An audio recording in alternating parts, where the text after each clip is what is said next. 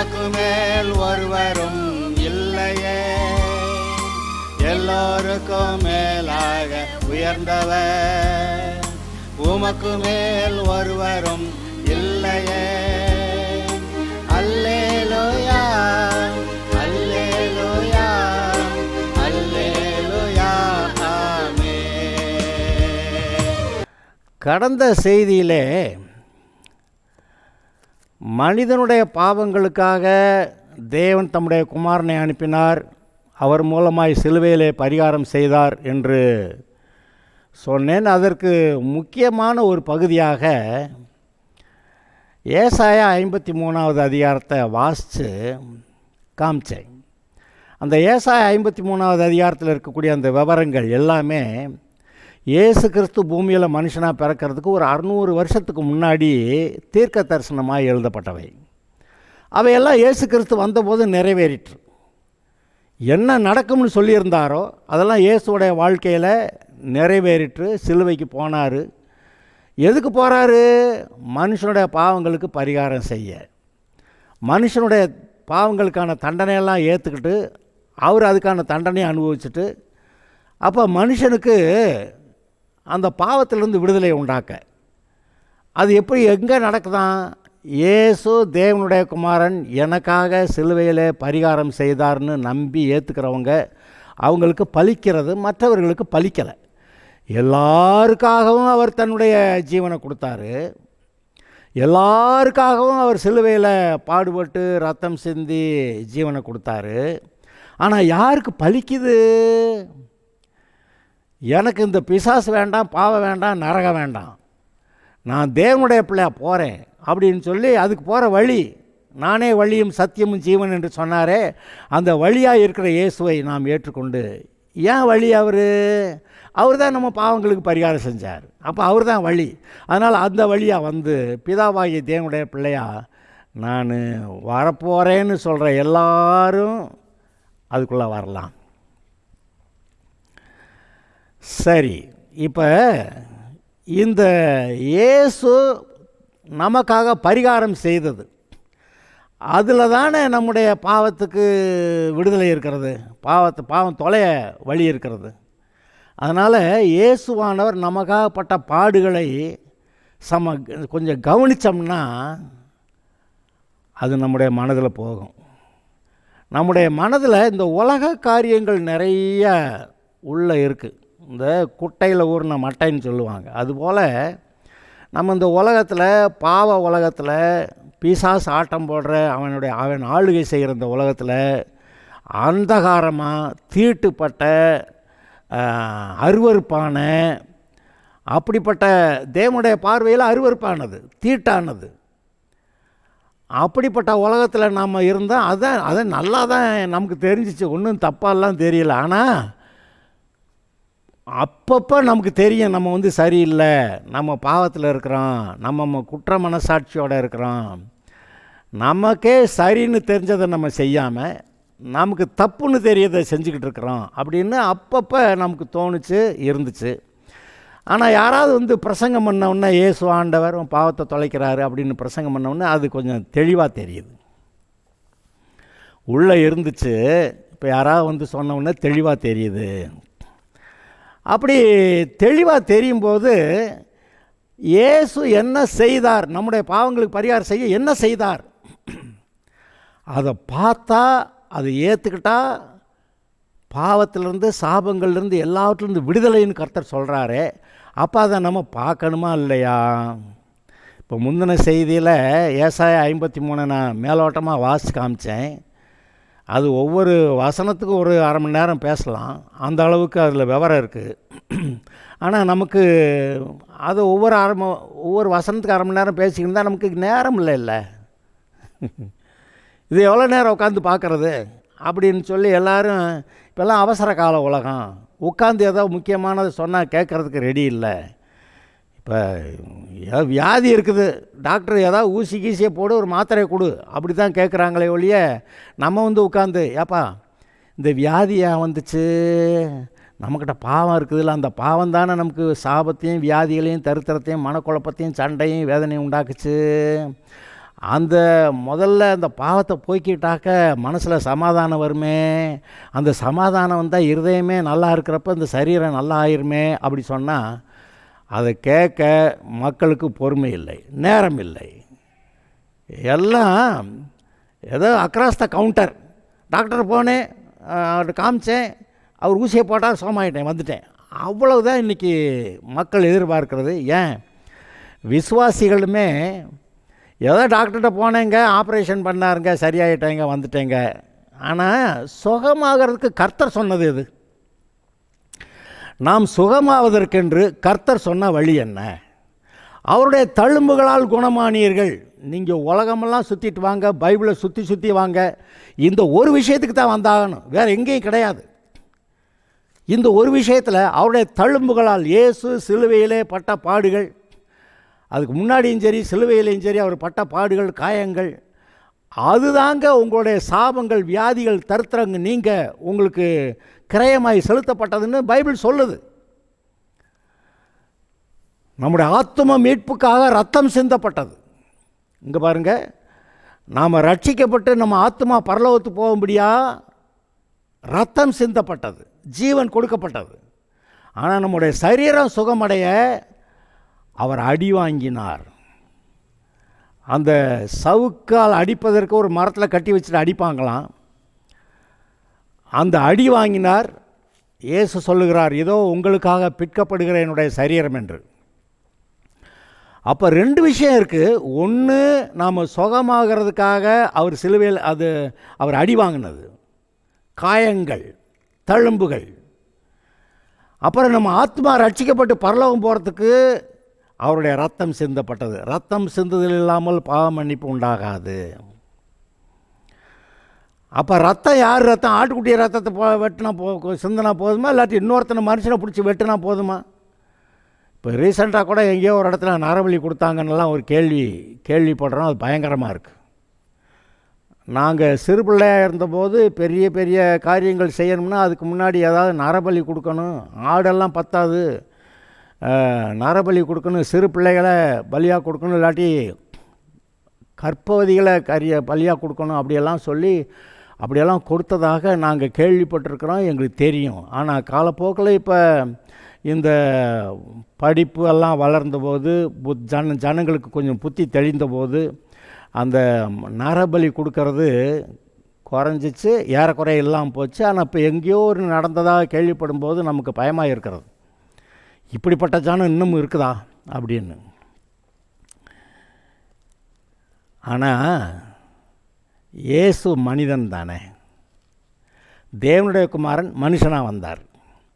மனிதன் தன்னை பலியாக கொடுத்தா இதை நரபலின்னு தானே சொல்லணும்.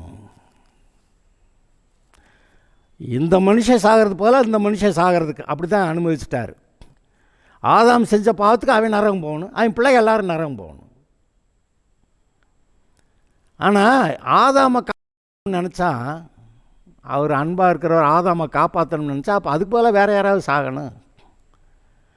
அப்படி வேறு யாராவது சாகணும் அப்படிங்கிறப்ப தான் இயேசு, நான் போய் இவங்க எல்லோரும் சாக வேண்டாம், நான் போய் செத்துக்கிறேன், நான் போய் என் உயிரை கொடுத்துக்கிறேன், அப்போ இவங்களெல்லாம் காப்பாற்றலாம்ல அப்படின்னு அவர் வர்றார்.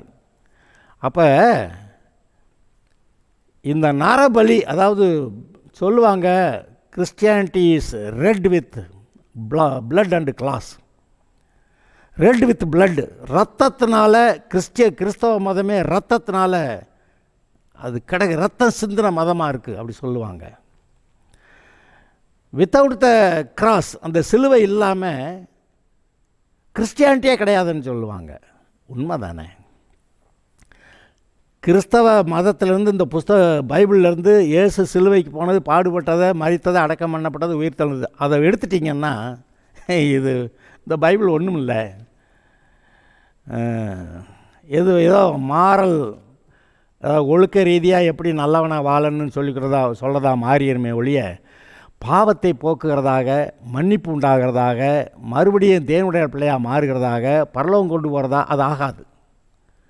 அதனால தான் இந்த இயேசுடைய செயல்கள், இயேசு சிலுவையில் என்ன செய்தாருங்கிறது ரொம்ப முக்கியமாயிருது. அதுதானே நம்முடைய பாவ மன்னிப்பு, அதுதானே நமக்கு சமாதானம், அதுதானே நமக்கு சந்தோஷம், அதுதானே நம்ம மறுபடியும் தேவனுடைய பிள்ளையாக வர்றது, தேவனுடைய ராஜ்யத்துக்குள்ளே வர்றது, அதானே நம்ம பரலோகம் போகிறதுக்கு வழியாக இருக்கிறது. அப்போ அதை நோக்கி பார்ப்போம். அதை நோக்கி பார்த்தா நமக்கு இன்னும் கொஞ்சம் தெளிவு உண்டாகும், நம்முடைய மனதுக்குள்ளே சமாதானமும் வரும். அதை சற்று கவனிப்போமாக. இன்றைக்கு முதலாவது ஒரு பாடுகள், அந்த அவர் பட்ட பாடுகளில் முதலாவது ஒரு ஐட்டம், அதை பற்றி நம்ம கவனிப்போமாக. அவர் சிலுவைக்கு போகிறதுக்கு முன்னாடியே ஜெபம் பண்ணுறாரு. நீங்கள் இங்கேருந்து ஜெபம் பண்ணுங்கள்னு சொல்லிட்டு போகிறாரு. திரும்பி வந்து 1 மணி நேரமாவது ஜெபம் பண்ணக்கூடாதா அப்படி கேட்குறாரு. அப்புறம் அவங்க தூங்கிடுவாங்க. அப்புறம் வந்து கேட்டால் அப்புறம் தூங்கிட்டு இருக்கிறாங்க. ஆனால் அவர் அங்கே என்ன பண்ணாராம், தனியாக போய் மிகுந்த வேதனையோடு கூட அவர் அங்கே ஜெபம் பண்ணார் என்று எழுதியிருக்கிறது. அந்த ஒரு பகுதியை நான் உங்களுக்கு வாசித்து காட்டுறேன். அவருடைய பாடுகள், இயேசுடைய பாடுகளில் முதல் பகுதி,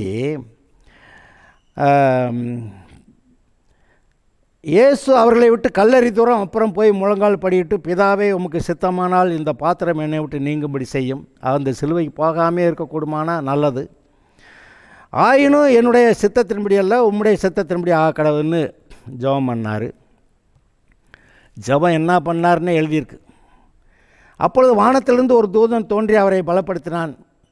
இப்படி சிலுவைக்கு போய் தான் ஆகணும், அதனால் உன்னை பலப்படுத்துகிறேன்னு சொல்லி பலப்படுத்தினான். அவர் மிகவும் வியாகுலப்பட்டு அதிக ஊக்கத்தோடு ஜெபம் பண்ணினார். அவருடைய வேர்வை இரத்தத்தின் பெருந்துளிகளாய் தரையில் விழுந்தது. அப்போ ஜெபத்திலேயே ஒரு பெரிய மரண போராட்டம், ஜீவ மரண போராட்டம். ஏயா ஜெபம் பண்ணுனா வேர்வை வந்து இரத்தத்தின் பெருந்துளிகளாக வந்துருங்களா? சில சமயத்தில் நாமளே ஆவிக்குரிய பரிசுத்த ஆவியில் நிறைஞ்சு ஜெபம் பண்ணுறப்ப அப்படியே வேர்த்து கொட்டிடும். அதை அப்படி ஜெபம் பண்ண உங்களுக்கு தெரியும். அந்த இடமே சூடானது போல், அது கர்த்தருடைய பிரசன்னம், அபிஷேகம் அப்படி இறங்கும்போது அங்கே ஒரு பெரிய அதாவது சரீரமே சூடாகுது. அதனால் வியர்வை வருகிறது. அந்த வியர்வை வந்து நிறைய கொட்டுற அளவுக்கு வந்துடுது. இதை விசுவாசிகள் நீங்கள் அநேகர் அதை பார்த்திருப்பீர்கள். ஆனால் இந்த மனவேதனை எவ்வளோ அதிகமாக இருந்திருந்தால் அவர் மிகவும் வியாகுலப்பட்டு அப்புறம் அதிக ஊக்கத்தோடு, வேறு வழி இல்லை, அதிக ஊக்கத்தோடு ஜெபம் பண்ணினார் அப்படின்னு இருக்குது. அவர் இந்த ஜெபம் பண்ணதை பற்றி எபிரேயர் 5வது அதிகாரத்தில் ஒரு சில வசனங்களை வாசிக்கிறேன். எபிரேயர் 5ல் 7வது வசனத்திலிருந்து, அவர் மாம்சத்தில் இருந்த நாட்களில் தம்மை மரணத்தினின்று ரட்சிக்க வல்லமையுள்ளவரை நோக்கி பலத்த சத்தத்தோடும் கண்ணீரோடும் விண்ணப்பம் பண்ணி வேண்டுதல் செய்து தமக்கு உண்டான பயபக்தி நிமித்தம் கேட்கப்பட்டு அவர் குமாரனாக இருந்தும் பட்ட பாடுகளினாலே கீழ்ப்படிதலை கற்றுக்கொண்டு தாம் பூரணரான பின்பு தமக்கு கீழ்ப்படுகிற யாவரும் நித்திய ரட்சிப்பை அடைவதற்கு காரணமானார். எப்படி ஜெபம் பண்ணாராம்? பலத்த சத்தத்தோடும் கண்ணீரோடும் விண்ணப்பம் பண்ணி வேண்டுதல் செய்து தமக்கு உண்டான பயபக்தி நிமித்தம் கேட்கப்பட்டு குமாரனாக இருந்து பட்ட பாடுகளினாலே கீழ்ப்படிதலை கற்றுக்கொண்டு அந்த கீழ்ப்படிதலில் பூரணரான பின்பு தமக்கு கீழ்ப்படுகிறவர்களை ரட்சிக்க அவருக்கு பலன் வந்தது, தகுதி வந்தது. இப்போ இங்கே இந்த இடத்துல அவர் மிகவும் வியாகுலப்பட்டு ஊக்கத்தோடு ஜெபம் பண்ணினார். அவருடைய வேர்வை இரத்தத்தின் பெருந்துளிகளாய் தரையிலே விழுந்தது அப்படின்னு எழுதியிருக்கு. அப்போ எங்க எவ்வளோ மன வியாகுலம், மன வேதனை இருந்திருந்தால் அந்த சரீரம் முழுது வேர்த்து கொட்டுறது இரத்தத்தின் பெருந்துளிகளாக வேர்த்து கொட்டிடுச்சு. இதை யாரும் நம்மெல்லாம் ஒருத்தர் எதை அனுபவிக்கலை. ஆனால் சில சமயத்தில் அப்படி ஜெபம் பண்ண சொல்லியிருக்கிறார். சீஷர்களை என்ன சொன்னார்? நீங்கள் இங்கேருந்து ஜெபம் பண்ணுங்க. என்ன சொல்லியிருந்தார்? அவங்க சோதனையில் விழுந்து போகாதபடிக்கு ஜெபம் பண்ணுங்கள் அப்படி சொல்லியிருந்தார். சோதனையில் விழுந்து போகாதபடி ஜெபம் பண்ணுங்கள் அதை சொல்லியிருக்கிறார்.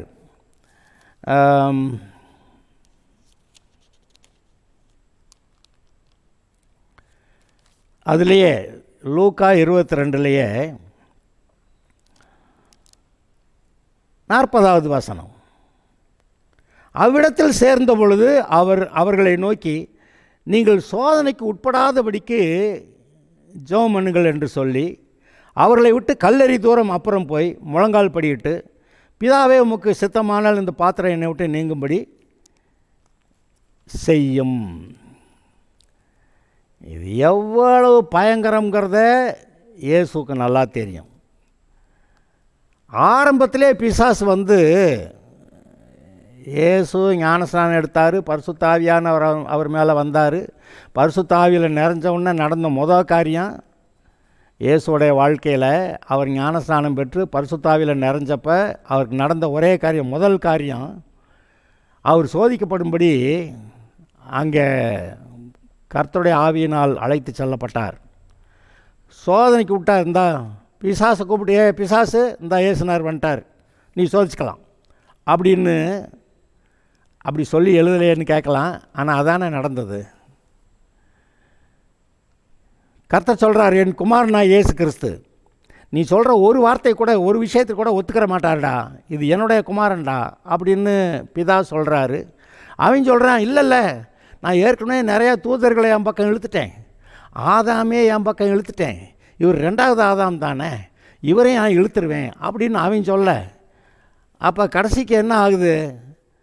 சரி பார்த்துக்கடா அப்படின்னு சொல்லி பிதாவாகிய தேவன் இயேசுவை கொண்டு வந்து விடுறாரு. அந்த சோதனையில் 3 முக்கியமான சோதனைகள் வருகின்றன. 40 நாள் உபவாசம், 3 முக்கியமான சோதனைகள் வருகின்றன. அதில் இந்த பிசாசு சொன்ன எதையும் அவர் ஒத்துக்கிற மாட்டேன்ட்டார். இவருக்கு பசி போட்டு கிள்ளுது, வயிற்ற கிள்ளுது, ஏதாவது சாப்பிடணும் போல் இருக்குது. சாப்பிடலான்னு பார்த்தாக்க ஒன்றும் இல்லை. கர்த்தர் கொடுத்தாரான்னா கர்த்தர் கொடுக்கல, கர்த்தர் கொடுக்க வரைக்கும் வெயிட் பண்ணணும். இவன் என்ன பண்ணுறான், நீ பசிக்குதில்லை, நீ தேவனுடைய குமாரன் வேறு சொல்கிற, கல்லாப்பமாக்கி சாப்பிடு அப்படின்றான். கல்லாப்பமாக்கி சாப்பிட்றது அவருடைய சித்தமா? இல்லை. அப்போ கல்லாப்பமாக்கி சாப்பிட்றது இவன் ஐடியா, இந்த பிசாசோட ஐடியா. இந்த பிசாசு ஐடியாவோட வேலை பார்க்கறதுக்காக இயேசு வர்றாரு. அதாவது தேவனுடைய வாயிலிருந்து புறப்படுகிற ஒரு வார்த்தையினாலே பிழைப்பான்றார். அப்போ அவன் பேச்சு அவர் கேட்கல. அடுத்து அங்கே தேவாலயத்தின் உப்பரிகையிலிருந்து, அங்கேருந்து, உப்பரினா பெரிய உயர்ந்த இடம், அங்கேருந்து குதிச்சா பைபிளில் எழுதியிருக்குல்ல, நீர்னா எழுதியிருக்குங்கிறீர், எழுதியிருக்குல்ல, தேவதூதர்கள் வந்து உங்கள் பாதம் கல்லில் இடராதபடிக்கு கைகளில் ஏந்தி கொண்டு போவார்கள் எழுதியிருக்கு, குதிக்க வேண்டியதானே, நான் சர்க்கஸ் பண்ண வாடா வந்தேன் அப்படின்னு சொல்லிட்டு அதையும் தள்ளிட்டார். கர்த்தரை பரீட்சை பாராதிருப்பாயாக அப்படின்னு சொல்லியிருப்பார். கர்த்தர் செய்வாரா இல்லையான்னு பரீட்சை பார்க்குறதான். அப்படி பரீட்சை பாராதிருப்பாயாக அப்படி எழுதியிருக்கேடா அப்படின்றார். அங்கே இஸ்ரவேலர் வனாந்தரத்தில் அங்கே 10 தடவை அவங்க பரீட்சை பார்த்தார்களாம். கர்த்தர் காப்பாற்றுவாரா காப்பாற்ற மாட்டாரா அப்படின்னு பரீட்சை பார்த்தார்களாம். கடைசிக்கு அவங்க செத்து போயிட்டாங்க. இங்கே கர்த்தரை பரீட்சை பாராதிருப்பாயாகன்னு சொல்லி அவனை விரட்டி விட்டார். அடுத்து அவன் நேரடியாக வர்றான். இப்போ சுற்றி வளைச்செல்லாம் பேசலை, இப்போ நேரடியாக வர்றான். இயேசுநாதர், நீர் தேவனுடைய குமாரன், அதெல்லாம் ஒத்துக்கிறேன். ஆனால் இந்த பூமியை ஆளக்கூடிய அதிகாரத்தையும் மனுஷனை என் பிடியிலேருந்து விடுவிக்கிறதுக்கும் நீர் மனுஷனுடைய பாவங்களுக்காக பரிகாரம் பண்ணணும்ல, அதுக்காக சிலுவைக்கு போகணும்ல. சிலுவையில் என்ன நடக்கும்னு உங்களுக்கே தெரியும்ல. அம்புட்டு சிலுவை பாடு வேணுமா? இப்போ நீர் தானே இப்போ ஜெபம் பண்ணீர், அது ரொம்ப கஷ்டம், முடியாது, கஷ்டம், வேண்டாம், கூடுமான அந்த பாத்திரம் என்னை விட்டு நீங்கும்படி நீர் தானே ஜெபம் பண்ணீங்க அப்படிங்கிற அதுக்கெல்லாம் வர்றான்.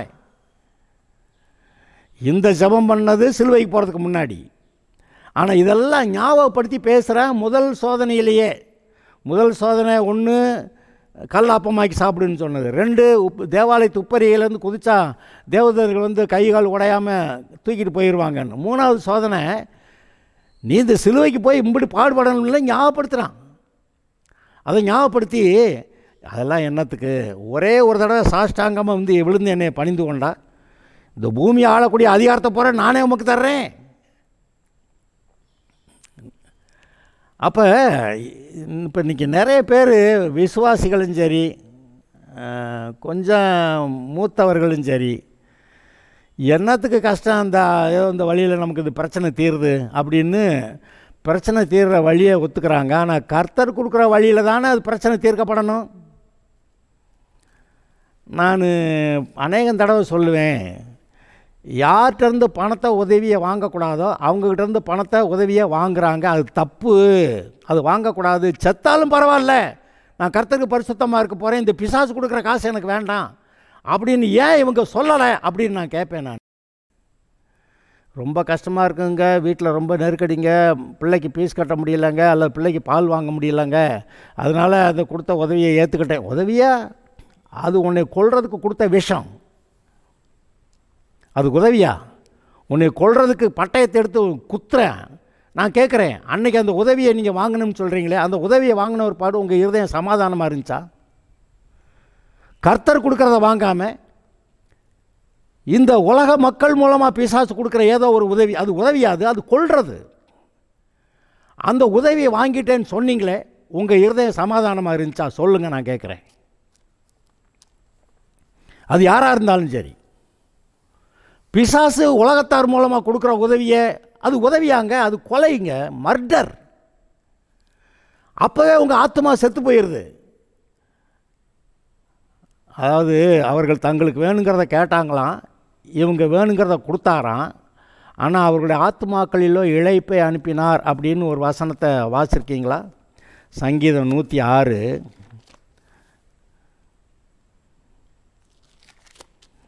வாசிக்கிறேன். சங்கீதம் 106 14-15 வனாந்தரத்தில் இச்சையுள்ளவர்களாகி அந்த அவாந்தர வெளியிலே தேவனை பரீட்சை பார்த்தார்கள். பார்த்தீங்களா, பரீட்சை பார்த்தாங்கன்னு இருக்கு.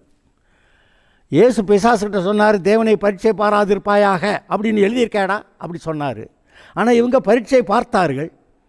அப்பொழுது அவர்கள் கேட்டதை அவர்களுக்கு கொடுத்தார். அவங்களுக்கு என்ன வேணுமோ, காசு வேணுமா, பணம் வேணுமா, ஏதோ எல்லாத்தையும் கொடுத்தாராம். எங்கே? பிசாசு மூலமாக வருது. கொடுத்தார். அவர்கள் ஆத்மாக்களிலோ இழைப்பை அனுப்பினார். ஆத்மா இழைச்சி போச்சு. ஏன்டா 15 நாளாக சாப்பிடவே இல்லையா, எப்படி இருக்க அப்படின்னு நம்ம கேட்குற அளவுக்கு மனசு இழைச்சி போச்சு. அப்போ வாங்கக்கூடாத உதவி, பிசாசுக்கு மூலமாக வர்ற உதவி, அதை நம்ம வாங்கக்கூடாது, பெறக்கூடாது. அதில் நம்ம கவனமாக இருக்கணும். இப்போ இந்த இயேசுகிட்ட வந்து எம்புடு போராட்டம் என்னெல்லாம் பேசியிருப்பான்னு பாருங்க. இயேசு முதல் ஜெபத்தில் அங்கே சோதிக்கப்பட்ட போதே இந்த பிரச்சனையை கொண்டு வந்துட்டான், அங்கே பேசிட்டான். இப்போ எம்புடு பேசியிருப்பேன், எம்புடு சோர்வடைய பண்ணியிருப்பேன். அவருடைய வியர்வை இரத்தத்தின் பெருந்துளிகளாய் விழுகிற அளவுக்கு அப்படி வியாகுலப்பட்டு ஊக்கத்தோடே ஜெபம் பண்ணினார். வியாகுலப்பட்டு ஊக்கத்தோடே ஜெபம் பண்ணினார். நமக்கு சில சமயங்களில் இது மாதிரி வியாகுலப்பட்டு ஊக்கத்தோட கர்த்தர்ட்ட ஒப்பு வச்சு ஜெபிக்கிற ஜெபங்கள் அவசியமாக இருக்கிறது. அந்த ஜெபத்தை பண்ணாமல் அதை விட்டுட்டு போகிறப்ப அது சிக்கலாக முடிஞ்சிருது. இந்த சீஷர்களை ஜெபம் பண்ண சொன்னார், சோதனைக்குட்படாதபடிக்கு விழித்திருந்து ஜெபம் பண்ணுங்கள்னாரு. அவங்களாம் துக்கத்தில் தூங்கி போயிட்டாங்க. கடைசிக்கு சோதனை வந்தப்போ என்ன பண்ணாங்க, எல்லோரும் எதிர்த்து ஓடி போயிட்டாங்க. யோவான் ஒரு ஆள் தவிர எல்லோரும் ஓடி போயிட்டாங்க. பேதுரு சபிக்கவும் சத்தியம் பண்ணவும் ஆரம்பித்தான்னு போட்டிருக்கு. என்னங்க, அந்த ஜெபிக்க வேண்டிய நேரத்தில் ஜெபிக்காதது. இயேசுவானவர் இந்த இடத்துல மட்டும் இயேசுவானவர் இந்த ஜெபத்தை பண்ணலைன்னா அவர் சிலுவையில் ஜெயிச்சிருப்பாராங்கிற ஒரு கேள்வி வருது. இவர் எப்படி ஜெபம் பண்ணியிருப்பார்? அதாவது மிகவும் வியாகுலப்பட்டு அதிக ஊக்கத்தோட ஜெபம் பண்ணுறாரு. என்னன்னு ஜெபம் பண்ணுறாரு? கூடுமான அந்த பாத்திரம் என்னை விட்டு நீங்கட்டும். ஆனால் அவர் என்ன பண்ணுறாரு, ஒரு தேவதூதனை அனுப்பி அந்த பாத்திரத்தெல்லாம் நீக்க முடியாது, நீர் சிலுவைக்கு தான் போய் ஆகணும், அப்போ தான் மனுஷனுக்கு ரட்சிப்பு. பிதாவும் குமாரனும் பரிசுத்த ஆவியானவரும் தீர்மானிச்சதான் அந்த தீர்மானத்தின்படி இயேசுவை பூமியில் மனுஷனை அனுப்புகிறாங்க. அங்கே வந்தப்போ இங்கே வந்த ஒருபாடு பயமாக இருக்குது. அதுவும் இல்லாமல் இயேசுவை பரீட்சித்து பார்த்து பரீட்சிக்கப்பட்ட கல்லை சீயோனில் வைக்கிறேன்னு எழுதியிருக்கேன். அதுபோல் இயேசுவை பரலோகத்திலே பரீட்சித்து பார்த்து இவர் கீழே போனால் தாக்கு பிடிப்பாரா அப்படின்னு பார்த்து இயேசுவை பூமியில் மனுஷனாக பிறக்க பண்ணார். ஆனாலும் இங்கே சிலுவைக்கு போகிற நேரம் வந்தப்போ இவருக்கு எப்படி இருந்திருக்கும் பாருங்கள். வியாகுலத்தோடு மிகுந்த வேறு வழி இல்லை, மிகுந்த ஊக்கத்தோடனே வேறு வழி இல்லைங்க, பிழைக்க வேறு வழி இல்லை. அதான் இப்போ நான் ஒரு வசனம் வாசித்து காமிச்சேன். அவர் பூமியில் இருந்த நாட்களிலே பலத்த சத்தத்தோடும் கண்ணீரோடும் விண்ணப்பம் பண்ணி வேண்டுதல் செய்து தமக்கு உண்டான பயபக்தி நிமித்தம் கேட்கப்பட்டு குமாரனாக இருந்தும் பட்ட பாடுகளினாலே கீழ்ப்படிதலை கற்றுக்கொண்டு, அது எவ்வளோ பயங்கரம் பாருங்கள். அதை ஐயோ நான் என்னை ஒப்படைக்கிறேன் ஐயோ என்னை ஒப்படைக்கிறேன், வேறு வழி இல்லை, நீர் தான் என்னை காப்பாற்றணும், சிலுவைக்கு போகிறப்ப என்னை காப்பாற்றணும், சிலுவைக்கு போகிற போது என்னை காப்பாற்ற வேண்டும் என்று சொல்லி பலத்த சத்தத்தோடு கண்ணீரோடு விண்ணப்பம் பண்ணி வேண்டுதல் செய்து அவர் தமக்கு உண்டான பயபக்தி நிமித்தம் கேட்கப்பட்டிருந்தார். அப்போ தேவனிடத்தில் இருக்க பயபக்தி அது நம்ம வாழ்க்கையில் எந்த அளவுக்கு நமக்கு தேவனிடத்தில் பயபக்தி இருக்கிறது. அன்பு கூறுன்னு சொல்லி அன்பை பார்த்துட்டு கடைசிக்கு பயபக்தியை கோட்டை விட்டா அது ரொம்ப தப்பு இல்லை.